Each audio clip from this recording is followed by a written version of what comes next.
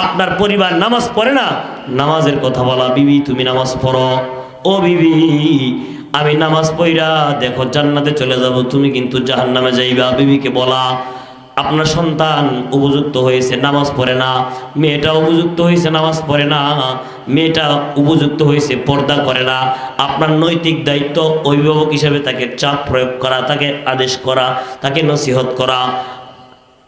যদি তাকে আপনি নসিহত না করেন, তাকে যদি আপনি আদেশ না দেন, তাই হাসরের ময়দানে কিতাবের মধ্যে আসছি এমন কিছু সন্তান আল্লাহর কাছে বলবে, আল্লাহ বাপ নামাজ পড়ে জান্নাতে চলে যাচ্ছে, আমি নামাজ পড়ি না এই জন্য জাহান্নামে যাব। বাপ দিনের লাইনে চলেছে জান্নাতে যাবে, আল্লাহ আমি দিনের লাইনে চলি নাই এই জন্য আমাকে জাহান্নামে দিবা। কিন্তু আমার বাপ কিন্তু আমাকে জান্নাতের পথে চলার আহ্বান করে নাই। আমার স্বামী কিন্তু, স্ত্রী বলবে আল্লাহর কাছে মামলা দিবে, আমার স্বামী কিন্তু আমাকে দিনের লাইনে চলার জন্য আহ্বান করে নাই, দাওয়াত দেয় নাই। সেদিন কিন্তু তারা আপনার বিরুদ্ধে মামলা দিবে। এজন্য তারা যাতে মামলা দিতে না পারে, সন্তান যাতে মামলা দিতে না পারে, সন্তান 7 বছর হওয়ার পর থেকে ইসলামের বিধান, বাবার দায়িত্ব, মার দায়িত্ব নামাজের জন্য তালিম দেওয়া। কি বলেন কথা ঠিক কিনা? নামাজের জন্য জোর প্রয়োগ করে। এমনকি হাদিসের মধ্যে আসছে ঘরের মধ্যে শাসনের লাঠি রাখা। কি রাখা? শাসনের লাঠি রাখা। নামাজ না পড়লে সন্তানকে লাঠি দেওয়া পর্যন্ত আঘাত করা।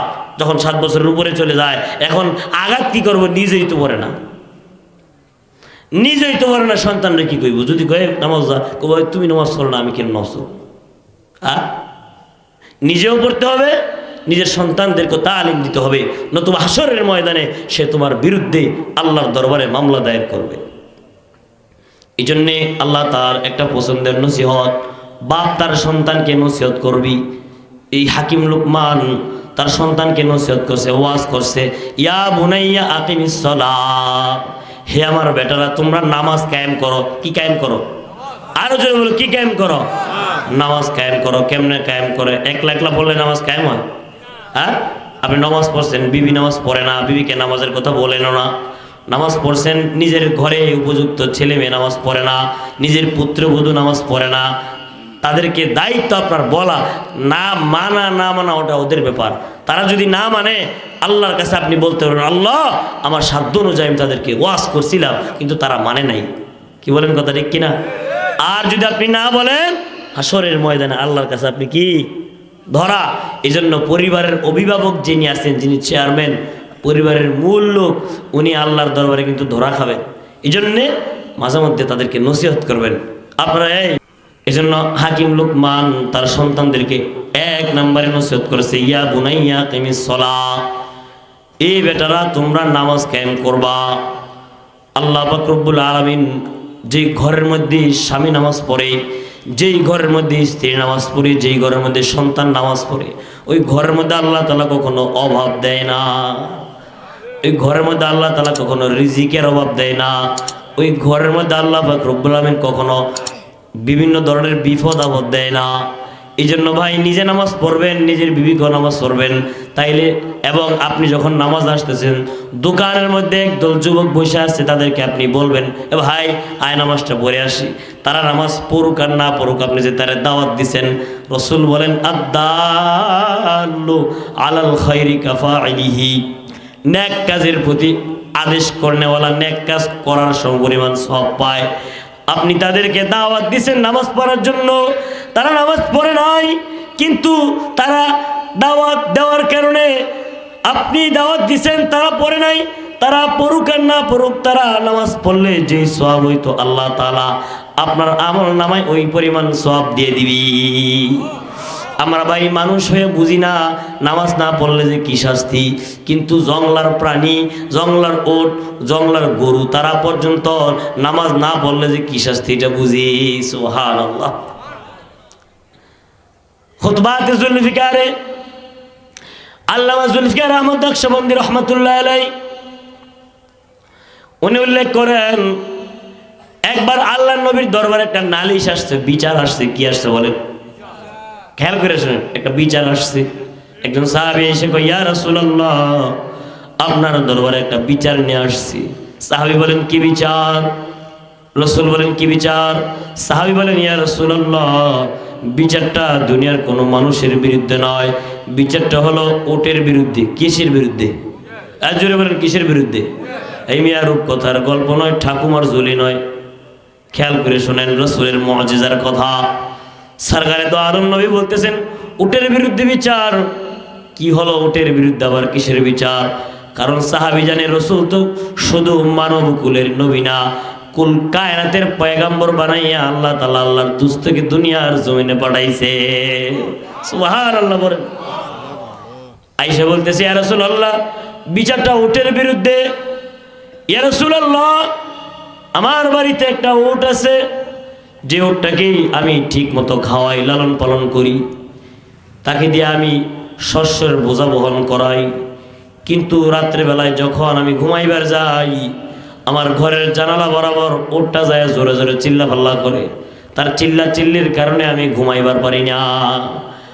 আপনারা যারা গরু পালেন, গরু পালেন না অনেকে, গরু পালেন, যদি নাকি গোয়াল ঘর আছে, গোয়াল ঘর বলেন না আপনারা, গোয়াল ঘরের সাইডে গরু যদি হাম্বা হাম্বু বলে ডাকে সারা রাত্র ঘুমাইতে পারবেন? পাঁচন্দা বাড়ি দিলেও যদি আবার ডাকে ঘুমাইতে পারবেন? বলতেছি ইয়া রাসূলুল্লাহ বহুবার তাকে আঘাত করেছি, বহুবার আদর করে বুঝাইছি, কিন্তু তার চিল্লা পাল্লা বন্ধ হয় না, তার কারণে আমি ঘুমাইতে পারি না। অতিষ্ঠ হইয়া আপনার কাছে বিচারের নালিশ নিয়ে আসছি। আল্লাহ রাসূল বলতেছে মুস্কি হাসি দিয়া, ঠিক আছে, বাদী বিবাদী দুজন তো উপস্থিত থাকতে হবে, তুমি তোমার ওটটাকে আমার দরবারে নিয়ে আসো। সুবহানাল্লাহ। রাসূলের দরবারে ওটকে নিয়ে আসছে। ওটকে আনার পরে ওট আল্লাহ রাসূলের সাথে দিকে তাকাইছে। আল্লাহ রাসূল ওটের দিকে তাকাইয়া ওটকে বলতেছে এদিকে এসে বসো। ওট রাসূলের কথা বুঝে কিনা? জোরে বলেন আল্লাহু আকবার। সুলতানুল আম্বিয়া কুল কায়নাতের পয়গম্বর সরকারে দো আলম নবী বলতেছে ওট এদিকে আসো, বসো। ওটটা আদবের সহিত বসে গেছে। এ ওট, তোর মালিক কি তোরে ঠিক মতো খাওয়ায় না? ওট মাথা নাড়াইতেছে। তোর মালিক কি ঠিক তোরে দিয়ে কাজ করায়? আল্লাহ তাআলা ওটের জবান খুলে দিছে। সুবহানাল্লাহ। বাড়িতে গিয়ে বললেন, আসতে বলেন, বেডিরা তো শুনবো। আপনারা কোথায় গেছেন? পোতাইল মুড়ি বুঝেন? হ্যাঁ, পোতাইল মুড়ি চাবাইতে মজা লাগে। পোতাইল মুড়ি চাবাইতে মজা লাগে না, মসমস করলে কি লাগে? শ্রোতারা যদি ফুতায় যায়, বক্তা ওয়াজ করে কি পায় না? আপনারা দি এখনই ফুতায় যেতেছেন, মসমস আছেন তো? কারা কারা আছেন? 2 হাত উঠায় দেখাই, হাতগুলো না ছেড়ে দিই। নারায়ে তাকবীর, নারায়ে তাকবীর, দ্বীন ইসলাম। হ্যাঁ, ঘুমটা ভাঙাইতে হয়, নাহলে অনেকে ঘুমায় যায়। আমার চোখের মধ্যে কয় মন ঘুম যায় আল্লাহ ভালো জানে, কিন্তু কথা বলতেছি কয় মন ঘুম। এই কালকে জোর থেকে নিয়ে আসে এই পর্যন্ত মাত্র আমার হিসাবে 2 ঘন্টা 20 মিনিট ঘুমাইছি, বুঝলি? 2 ঘন্টা 20 মিনিট। তো একটা সুস্থ মানুষের জন্য কতক্ষণ ঘুমাইতে হয় বলে?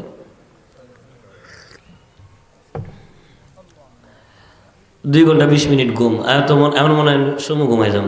আমি ওয়াজ করতেছি, আপনারা যদি এখন বসে থেকে ঘুমায় যান তাহলে হবে? জেগে আছেন তো ইনশাল্লাহ? কারা কারা ঘুমায় গেছেন 2 হাত উঠায় দেখাই। মাশাআল্লাহ, সবাই দিয়ে জাগ্রত, সবার হুশ আছে।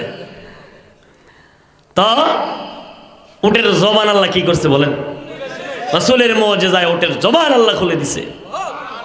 রাসূলের সাথে সাপ কথা বলছে, রাসূলের সাথে জংলার হরিণ কথা বলছে, রাসূলের সাথে বাঘ কথা বলেছে, রাসূলের সাথে জংলার হিংস্র প্রাণী কথা বলেছে, রাসূলের সাথে উহুদ পাহাড় পর্যন্ত কথা বলেছে, গাছ কথা বলেছে, কঙ্কর কথা বলেছে।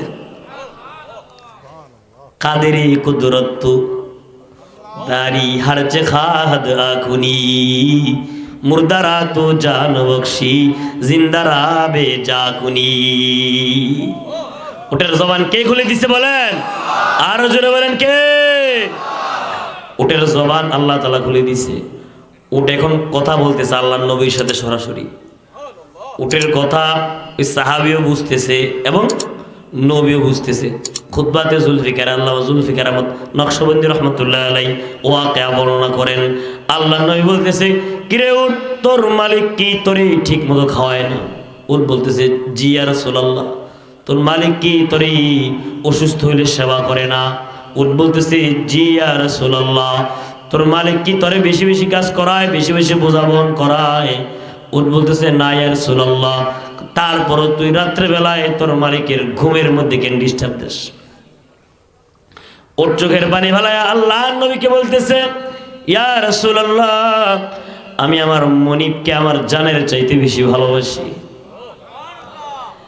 বোবা প্রাণী কোনোদিন আপনার সাথে বেঈমানি করবে না। আপনার বাড়ির পাশে একটা কুকুর, আপনি একটা রুটি দেন, সারাদিন আপনার পিছনে গুড়গুড় করবে না, বাড়ি পাহারাদারি করবে, অপরিচিত কোনো লোক গেলে ঘেউ ঘেউ করবে। তার ভিতরে প্রভু ভক্তি আছে, কৃতজ্ঞতা বোধ আছে, কিন্তু মানুষের ভিতরে নাই। উপকার করবেন তো আপনারা আশা ভাস দিয়ে দিব, বুঝলেন তো? আমাদের এলাকাকে আইক্যাওয়ালা বাস।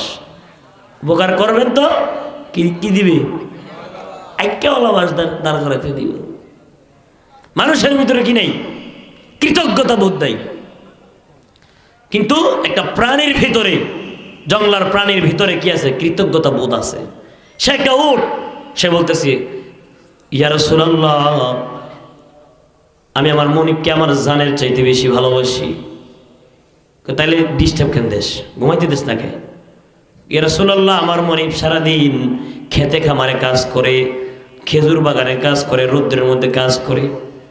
আমার মনিব বাড়িতে আইসা ক্লান্ত শরীর নিয়ে কোনো মতে মাগরিবের নামাজটা পড়ে শুয়া পড়ে। মাগরিবের নামাজ পড়ে কি করে? শুয়া পড়ে।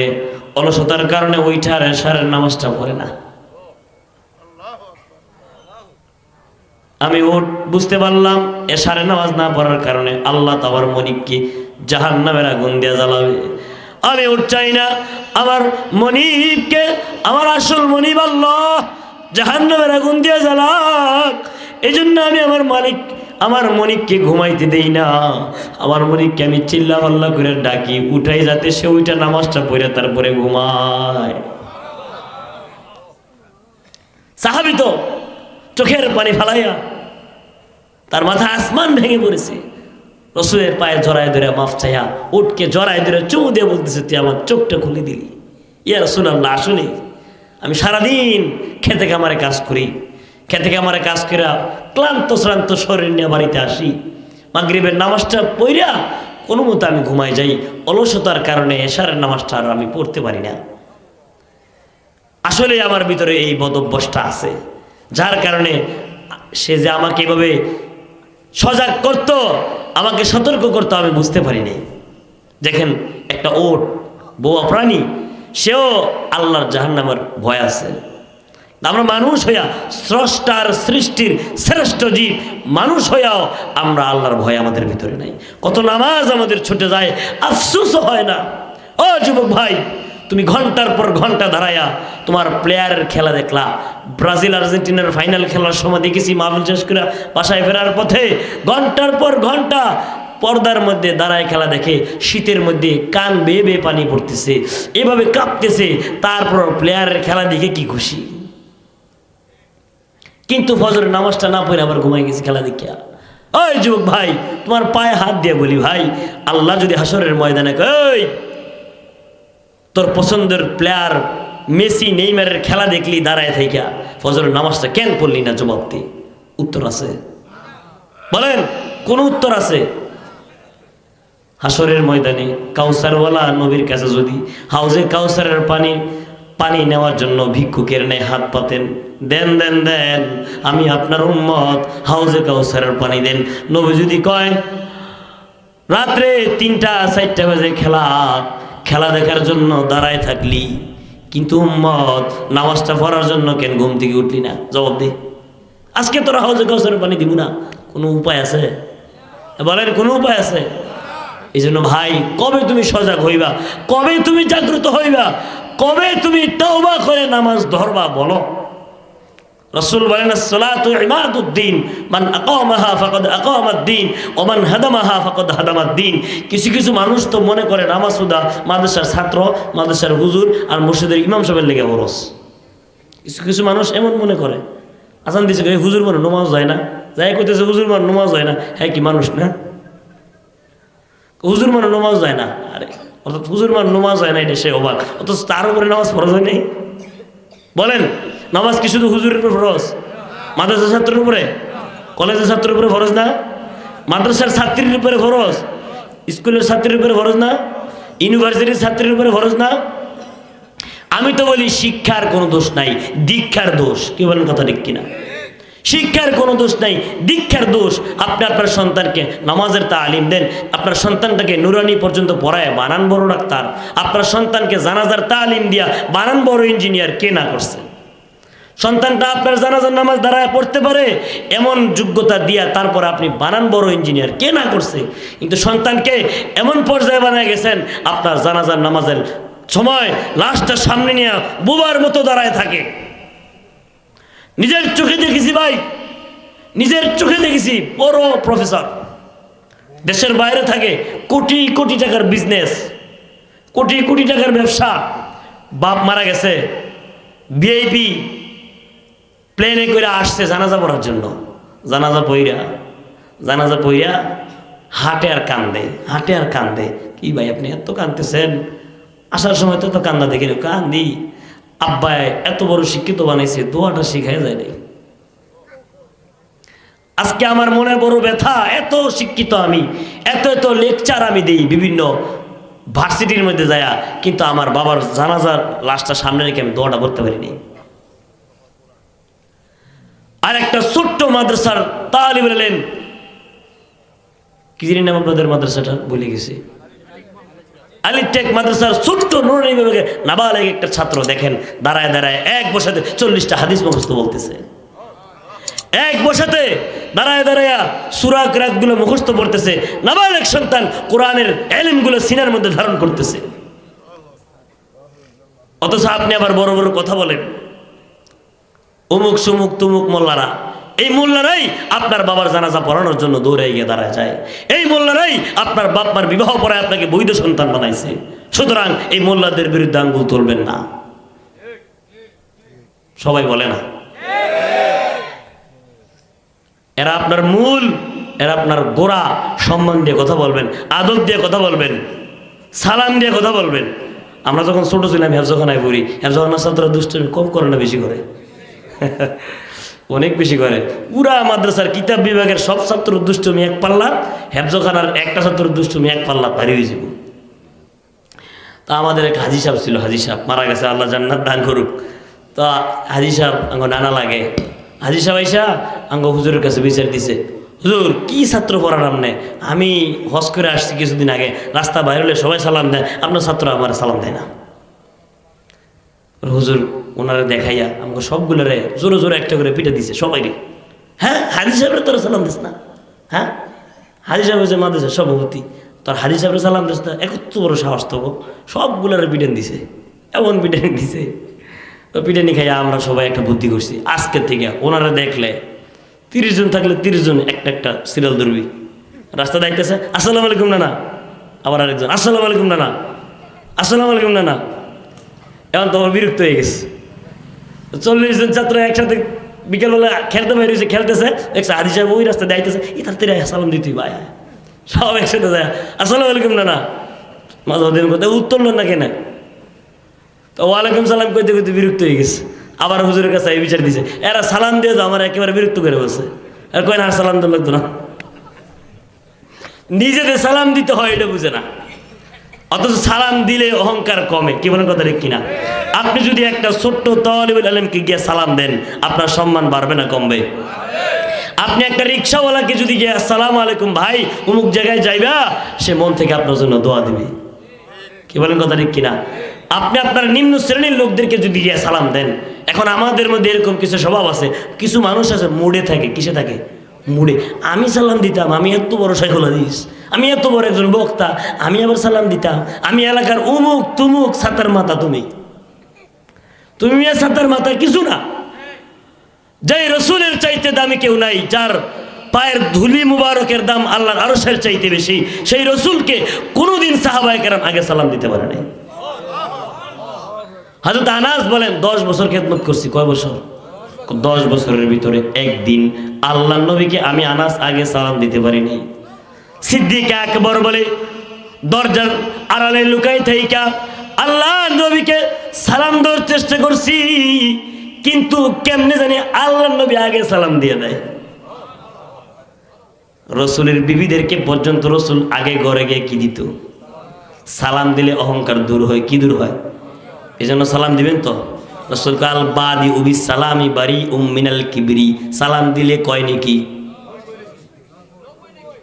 উত্তর লইলে তাইলে সব বেশি দরকার না আমাগো। তা আরেকজনের সালাম পাওয়ার আশা থাকবেন?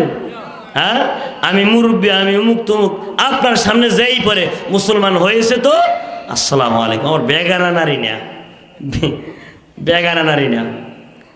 আপনার সামনে মুসলমান ভাই পড়ছে, একটা অটোওয়ালা, রিক্সাওয়ালা, সিএনজিওয়ালা ড্রাইভার, তাকে যদি আপনি আসসালামু আলাইকুম ভাই যাবা, আর যদি এই মিয়া যাবেন, এদিকে যাবি, এগুলো কি কোনো ভালো মানুষের ব্যবহার?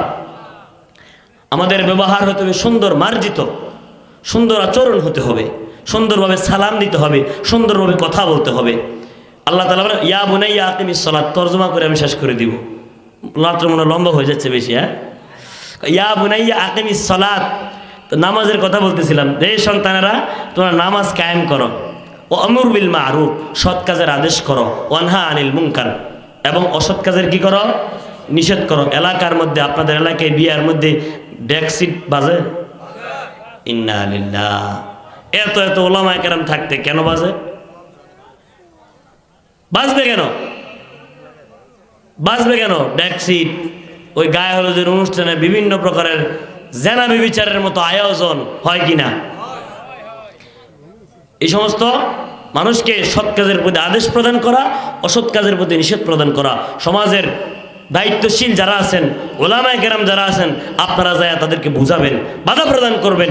সে যদি মানে সে মানলো, না মানলে আল্লাহর কাছে সে ধরা। কিন্তু আপনি সৎ কাজে আদেশ করলেন, অসৎ কাজে নিষেধ করলেন, আপনার শ্রেষ্ঠত্বের প্রমাণ আপনি দিয়ে দিলেন। আল্লাহ কয় কুনতুম খায়রা উম্মাহ উখরিজাত লিন-নাস তা'মুরুনা বিল মা'রুফ ওয়া তানহাউনা আনিল মুনকার। তোমরা সর্বশ্রেষ্ঠ জাতি। কেন? কোন বৈশিষ্ট্যতার কারণে? কয় তোমরা সৎ কাজের আদেশ করবা, অসৎ কাজ থেকে মানুষকে কি দিবা? বাধা প্রদান করবা। তোমার বাড়ির পাশে একটা খারাপ কাজ হচ্ছে, অবৈধ কাজ হচ্ছে, গান বাদ্যর আয়োজন হচ্ছে, ওটাকে তুমি বাধা প্রদান করো। গত বছর হোমনা থানাতে আমাকে এক প্রবাসী ভাই ফোন দিছি, হুজুর আমরা একটা গরু কিনছি। কি কিনছি? গরু। গরু কিনছি উরুসের লেগে। কি লেগে? উরুস, বুঝেন তো? উরুস, উরুস, উরুস, গান বাদ্য, তবলা, বেহালা বাজায়। ওই লতিফ সরকার, বাবলি সরকার, আরো বড় বড় সরকার, এরা কোরআনের তাফসীর করে মাহফিলের মধ্যে, বাদ্য বাজায়। আর কি করে? কোন কিতাবে লেখায় আছে গো হারাম বাজনা গান, পাঁচ ওয়াক্ত নামাজের কথা লেখা নাই ভাই কোরআনে, মারফতের নামাজের কথা কয়জনে জানি? ও তাফসীর, নাউযুবিল্লাহ। এগুলো কি? তফসির, উরুসের তফসির। এরকম উরুস মাহফিলের আয়োজন করার জন্য একটা কি কিনছে? গরু কিনছে। মানে এর সিংহভাগ টাকা যে দিছে, যার বাড়িতে উরুস হয়, প্রতি বছর গান হয়, উমুক সরকার তুমুক সরকারের 30,000 টাকা বায়নাও দিয়ে দিছে। হঠাৎ করে আল্লাহ তার মনের মধ্যে একটা হেদায়েতের হাওয়া জারি করে দিছে। ওই ওন দিকে হোয়াটসঅ্যাপে আমাকে নক দিছে, হুজুর একটা মাসআলা। জি বলেন। আমি একটা গরু কিনছি, উরুসের মধ্যে গান বাদ্য হবে, সবাইরে খাওয়াবো। এখন আমি যদি যেই মজলিসের মধ্যে গান বাদ্য হবে, যেই মাইক দিয়ে গান বাদ্য হবে, ওই মাইক দিয়ে যদি আপনার দাওয়াত দিয়ে, সাথে আরেকজন বক্তা দাওয়াত দিয়ে ওয়াজ করাইয়া ওই গরু মানুষের জন্য বিরিয়ানি পাক করে খাওয়াইলেই এটা কি জায়েজ হবে নাকি না জায়েজ হবে? না জায়েজ কয় কেডা? আবার না জায়েজ হবে কেন? ওরা তো টাকাটা চাঁদা তুলছে, চাঁদা তুলছে, এটা তো আর মান্যতার কোনো কিছু না, হারাম কোনো কিছু না। টাকাটা চাঁদা তুলছে হারাম কাজে ব্যয় করার জন্য, কিন্তু আল্লাহ হেদায়েত দিছে এই টাকাটা এখন হালাল কাজে ব্যয় করতেছে, তো হারাম হবে কেন? কি বলেন ওলামায়ে কেরাম? হারাম হবে? হারাম হবে না। একজন টাকা তুলছে, টাকা দিয়ে সিনেমা হল বানাবে, নিয়ত করছে, ইট মিট সব কিনছে। এখন আল্লাহ যদি হেদায়েত দেয়, না আমি সিনেমা হল বানাবো না, মসজিদ বানাবো, তাহলে সব হবে না? তো এই যুক্তিতে ওরে বললাম, পরে আলহামদুলিল্লাহ এই টাকা দিয়া ওই সুন্দর করে টাকা যা দিছে ওইটা মায়ের বা সরকার করে যেগুলো দিছে, আমরা বলছি আমি করে টাকা পয়সা যা দেন না দেন, কিন্তু আপনারা মাহফিলের আয়োজন করেন, আমরা ইনশাল্লাহ যাব। ওই যে গত বছর চালু হয়েছে, এই বছর আবার ফেব্রুয়ারিতে হবে, মাহফিল হবে। এই যে একটা জিনিস একজনের মাধ্যমে চালু হয়েছে, সৎ কাজের আদেশ করছে, অসৎ কাজ থেকে মানুষদেরকে বাধা প্রদান করছে। যেই লোকেরা, একজন লোক বলে হুজুর আমি বুঝার পড়তে একদিনে একটা আওয়াজ পুরোপুরি শুনিনি, কারণ আমরা ছোটবেলার থেকে শুনতেছি গান, তবলা, বাদ্য, বাড়ি বাড়ি উরুস হয়, এনে একটা গান হয়, এনে একটা গান হয়, হেন এক মাজার, ও হেন এক মাজার, হেন এক মাজার, মাজারের ক্ষেত। বুঝতে পারছেন তো? হোমনা মেঘনা থানা ওইদিকে চট্টগ্রাম বিভাগ, মাজারের ক্ষেত। মাজারের কি? কুত্তাশা, বিলাইশা, খেতাশা। মাজার কারে কয়? বদনাশা বলতেছে, এগুলো কিন্তু নাম আছে, পীরের মাজারের নাম। আল্লাহ আমাদেরকে হেদায়েত দান করেন, জোরে বলেন আমিন। এই মাজার পূজা থেকে আল্লাহ আমাদের মুসলমান ভাই বোনদেরকে হেফাজত করেন। মাজারের বালি নিয়ে, মাটি নিয়ে পেটের মধ্যে মাখতেছে। জিজ্ঞাসা করি, কি গো মা, মাটি কেন মাপেন, মাটি কেন মাখেন? বলতেছে বাচ্চা হয় না এর লিগা। বাচ্চা দেওয়ার মালিক কি মাজার? বাচ্চা দেওয়ার মালিক কি বাবা? বাচ্চা দেওয়ার মালিক কে? আর জোরে বলেন কে? ইয়াহাবু লিমান ইয়াশাউ ইনাসাহু ওয়া ইয়াহাবু লিমান ইয়াশাউ যুকুর আও ইউযাওয়িজুহুম যুকরানা ওয়া ইনাসা ওয়া ইয়াজআলু মান ইয়াশাউ আকিমা। সন্তান দেওয়ার মালিক কে? সন্তান না দেওয়ার মালিক কে? বাঞ্জা রাখার মালিক কে? আল্লাহ। এই জন্যে দুনিয়ার কোনো বাবার কাছে, কোনো পীরের কাছে, কারো কাছে নয়, সব চাইব কার কাছে? আরো জোরে বলেন। আল্লাহ আমাদেরকে বুঝার তৌফিক দান করেন, মা বোনদেরকে হেদায়েত দান করেন। আরো জোরে বলেন আমিন। আমি এই পর্যন্ত যেই কথাগুলো আপনাদের সামনে বললাম, এই কথাগুলোর উপর আল্লাহ আমাদেরকে আমল করার তৌফিক দান করেন। ওয়াসবির আলা মা আসাবাক, এবং তোমরা বিপদের উপরে ধৈর্য ধারণ করো। এই 17 নম্বর আয়াতের তর্জমা শুধু বললাম। আল্লাহ যদি কোনোদিন রিজিকে রাখে আসি, ইনশাল্লাহ বিস্তারিত শোনাবো। আল্লাহ আমাকে যেই কথাগুলো বললাম সর্বপ্রথম আমল করার তৌফিক দান করেন। আজকের মাহফিলের যিনারা আয়োজক, বিশেষ করে অত্র এলাকার সম্মানিত ব্যক্তিত্ব ভাই মোহাম্মদ শফিকুল ইসলাম, অনেকবার খোঁজ খবর নিয়েছে দাওয়াত দেওয়ার পর থেকে। আল্লাহ তাআলা ভাইকে হায়াতে তয়্যিবা দান করেন। ওনার আব্বা আম্মা, সন্তানাদি, আত্মীয় স্বজন সবাইকে আল্লাহ তাআলা নেক হায়াত দান করেন। এবং ওনার সাথে সবুজনগর এলাকাবাসী আরও যে সমস্ত ভাইয়েরা মেহনত করেছে, সকলের মেহনতকে আল্লাহ তাআলা দ্বীনের জন্য কবুল করেন। এলাকার ওলামায়ে কেরামদের প্রতি আমি চিরকৃতজ্ঞ। আল্লাহ পাক রব্বুল আলামিন দ্বীনের জন্য এই মহব্বতকে অটুট রাখেন। এই আলী টেক, এই দাওরা হাদিস পর্যন্ত মাদ্রাসা, ইফতা পর্যন্ত এই মাদ্রাসার জন্য আপনারা সবাই দোয়া করবেন। আল্লাহ তাআলা দ্বীনের এই মারকাজগুলা, দ্বীনের এই স্তম্ভগুলো যতদিন টিকে থাকবে, এলাকার মধ্যে কোনো বাতিল এসে শক্ত করে গাড়তে পারবে না। কি বলেন কথা ঠিক কিনা? আজকে এলাকাতে একটা বন্ড বাজার দেও, একটা ছাত্র বাইরে বা ইট খুললে নিয়ে আসবো। কি বলেন কথা ঠিক কিনা?